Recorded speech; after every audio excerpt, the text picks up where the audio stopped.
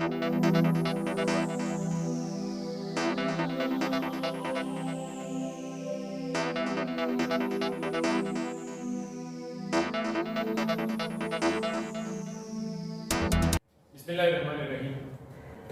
Cell की जो techniques हैं उसमें आखिरी दो टेक्निक्स आज हम पढ़ेंगे। एक टेक्निक क्रोमेटोग्राफी है और दूसरी टेक्निक इलेक्ट्रोफोरेसिस है। दोनों टेक्निक्स सेपरेशन के लिए इस्तेमाल होती हैं। एक जो टेक्निक है क्रोमेटोग्राफी, ये किसी मिक्सचर के मॉलिक्यूल्स की सेपरेशन के लिए इसको इस्तेमाल करते हैं और इसकी सेपरेशन किस चीज की बुनियाद पे हो रही है? तो इसकी सेपरेशन हो रही है on the basis of colour. किस चीज की बुनियाद पे हो रही है? कलर की बुनियाद पर। उसमें हम सेपरेशन करते हैं किसकी? उसके अंदर हम सेपरेशन करते हैं बड़े मॉलिक्यूल्स की। मिसाल के तौर पे डीएनए या आरएनए या चार्ज बियरिंग पॉलीमर्स की सेपरेशन करते हैं और यहां कलर की बुनियाद पर उसमें इलेक्ट्रोड चार्ज की बुनियाद पर हम क्या करते हैं? चार्ज की बुनियाद पर हम सेपरेशन करते हैं। सो क्रोमा कलर को कहते हैं और ग्रेफीन का मतलब होता है इंप्रेशन, यानी किसी चीज की छाप पड़ जाना।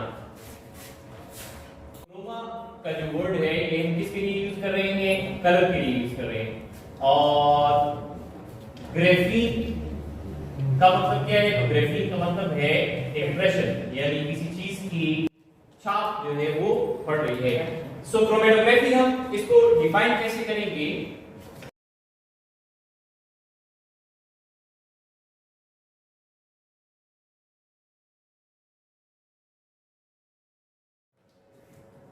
अच्छा, क्रोमेटोग्राफी क्या है? क्रोमेटोग्राफी हम उस टेक्निक को कहते हैं the separation of molecules of a mixture. किसी मिक्सचर के मॉलिक्यूल्स की हम सेपरेशन करते हैं using a stationary and mobile phase. Stationary हम किसको कहते हैं? तो स्टेशनरी हम उसको कहते हैं जो कि हरकत नहीं कर रहा। स्टेशनरी हम उसको कहते हैं जो क्या कर रहा है? हरकत नहीं कर रहा। तो अब ये कि मिसाल के तौर पे इसकी टाइप्स अगर ले लें तो इसकी एक टाइप पेपर क्रोमेटोग्राफी कहलाती है। क्या कहलाती है? Paper chromatography. पेपर क्रोमेटोग्राफी किस तरीके से होगा कि आप एक जार ले लेंगे, राइट, और उस जार में यानी क्रोमेटोग्राफी के लिए स्पेसिफिक जार आप ले सकते हैं जिसके ऊपर क्या होगा? जिसके ऊपर कॉर्क लगा होता है और उस कॉर्क का काम ये होता है कि इसके अंदर जो सॉल्वेंट है ये क्या है? ये सॉल्वेंट जो है बाहर ना सके, यानी इसी के अंदर रहे। सो पेपर जो है ये क्या है? पेपर स्टेशनरी फेज है। पेपर क्या है? स्टेशनरी फेज, यानी पेपर हरकत नहीं करता। पेपर क्या है? इसमें मूवमेंट नहीं होती। और दूसरी चीज जो है वो सॉल्वेंट है। तो सॉल्वेंट क्या है? सॉल्वेंट जो है this is mobile phase. Solvent क्या है? मोबाइल फेज है। समझ आ गई? सॉल्वेंट क्या है? मोबाइल फेज है, राइट। सो इस टेक्निक के अंदर होता ये है कि मोबाइल फेज की मदद से, किसकी मदद से? मोबाइल फेज जो है उसकी मदद से क्या हो रहा है? मोबाइल फेज ये इस मिसाल के तौर पे ये पेपर हमने कौन सा लिया? हमने लिया फिल्टर पेपर। हमने क्या लिया? फिल्टर पेपर लिया। सो फिल्टर पेपर पर पानी हरकत करता है। पानी की हरकत की वजह से मिसाल के तौर पे यहां पर आपने क्या रखा? यहां पर आपने लीव्स को ग्राइंड किया और लीव्स को ग्राइंड करने के बाद उसका सॉल्यूशन ले लिया। वो यहां पर आपने एक छोटा सा स्टेन जो है या एक धब्बा लगा दिया। अब पानी से जब ये फ्लो करेगा तो इसके ऊपर इस तरह लकीर सी बन जाएगी जिसके ऊपर मुख्तलिफ कलर्स या शेड्स आ जाएंगे। तो ये होता है इसकी पहली किस्म में, जिसको हम क्या कहते हैं? जिसको हम पेपर क्रोमेटोग्राफी कहते हैं।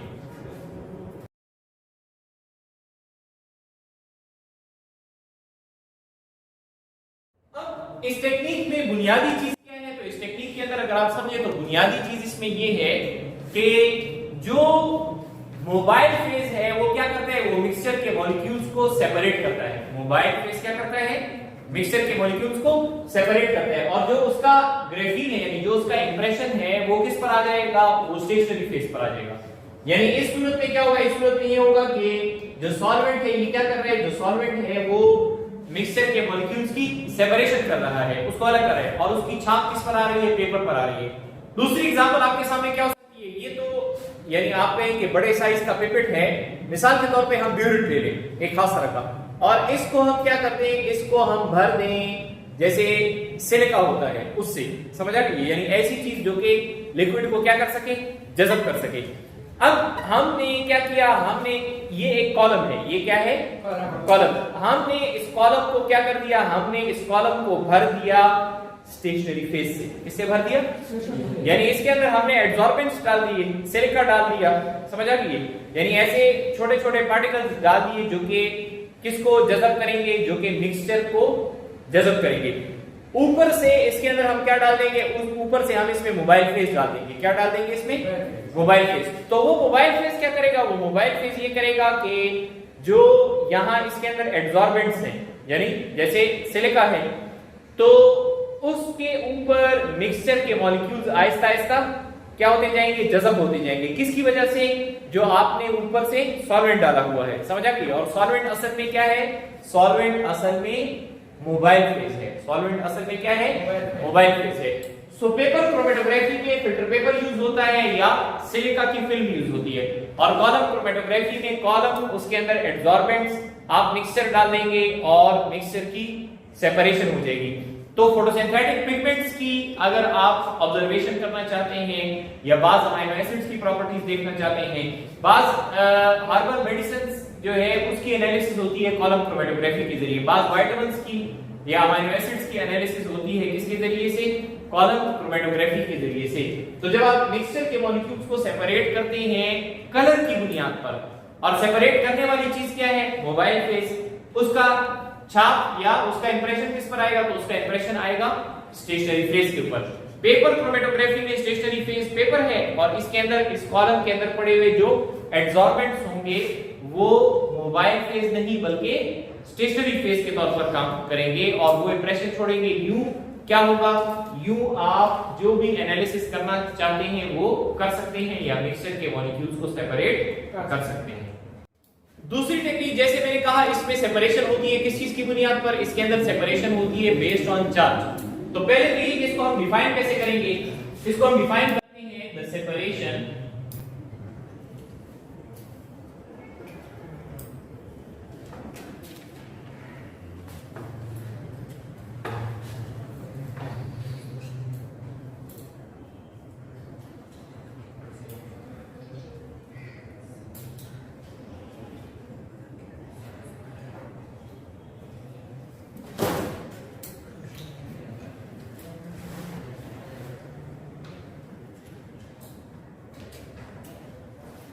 The separation of charge-bearing polymers. The separation of charge-bearing polymers under the influence of electric field.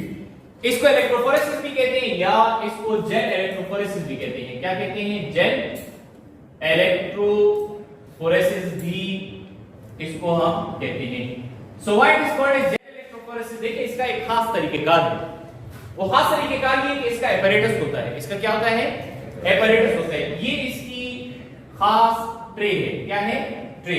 और इस ट्रे के अंदर क्या पड़ा हुआ है? तो इस ट्रे के अंदर जो है ये एक लिक्विड पड़ा हुआ होता है जो कि क्या होता है? जो कि स्टार्ट में क्या होगा?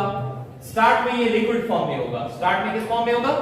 लिक्विड फॉर्म में होगा। बाद में इससे क्या बन जाएगा? बाद में इससे जेल बन जाएगा। बाद में इससे क्या बन जाएगा? जेल जो है वो बन जाएगा। समझ आ गई? जेल आमतौर पे क्या यूज होता है? एगरोज यूज होता है। क्या यूज होता है? एगरोज। एगर एक सब्सटेंस है, सही, और उससे बनने वाला जो क्या है, जो जेल है वो एगरोज जेल कहलाता है। दूसरा जेल होता है सोडियम ड्यूडिसाइल सल्फेट, पॉली एक्राइलेमाइड। सही। ये एक खास तरह का क्या है? ये खास तरह की टेक्निक है या ये जो जेल यूज होता है, तो ये किसके लिए यूज होता है? ये डीएनए की एनालिसिस के लिए यूज होता है। किसके लिए यूज होता है? डीएनए की एनालिसिस के लिए।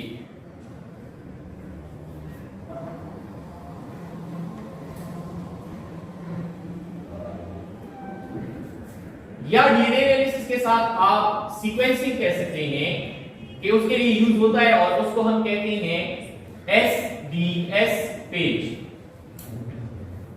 Sodium dodecyl sulphate polyacrylamide gel electrophoresis. Sodium dodecyl sulphate polyacrylamide gel electrophoresis S D S page.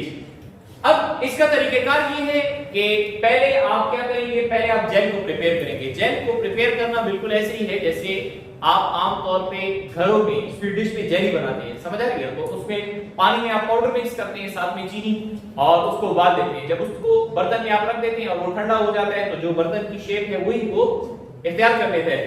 इसमें भी होता ये कि आप जेल प्रिपेयर करेंगे और इस ट्रे में डाल देंगे। किस में डाल देंगे?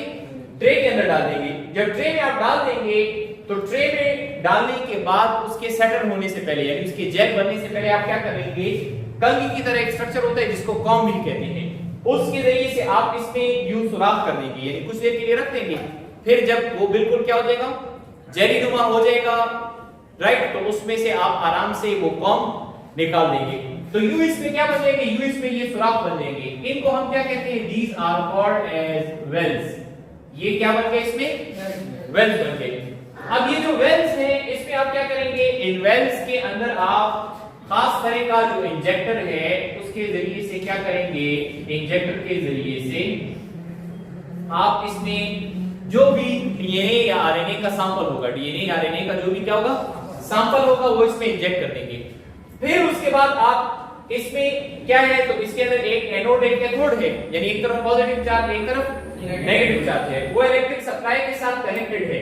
अब अगर कोई मॉलिक्यूल नेगेटिवली चार्ज है, कोई मॉलिक्यूल क्या है, नेगेटिवली चार्ज है, मिसाल के तौर पे इसमें आपने नेगेटिवली चार्ज क्या डाल दिया, डीएनए डाल दिया, क्या डाल दिया, और डीएनए पर फॉस्फेट ग्रुप की वजह से नेगेटिव चार्ज होता है।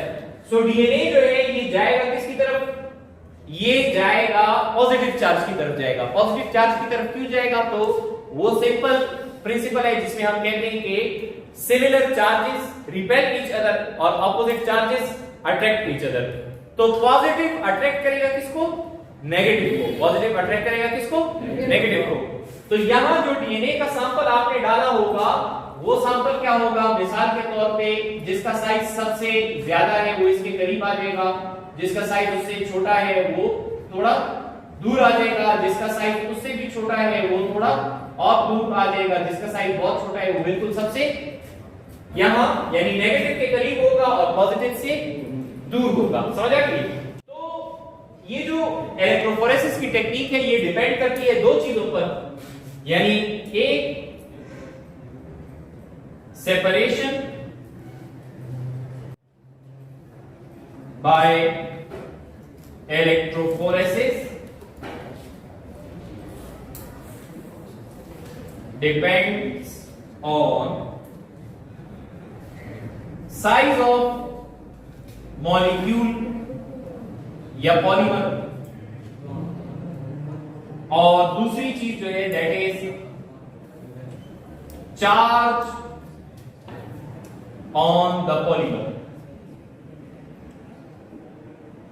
पॉलीमर पर चार्ज यानी जो पॉलीमर है उसका साइज कितना है और जो पॉलीमर है उसके ऊपर चार्ज जो है वो कितना है, यानी चार्ज ज्यादा होगा तो वो क्या होगा, यानी उस पर इलेक्ट्रिक फील्ड जो है वो ज्यादा असरअंदाज होगा। समझ आ गई? और अगर चार्ज कम है तो इलेक्ट्रिक फील्ड क्या होगा, कम असरअंदाज होगा। समझ आ गई?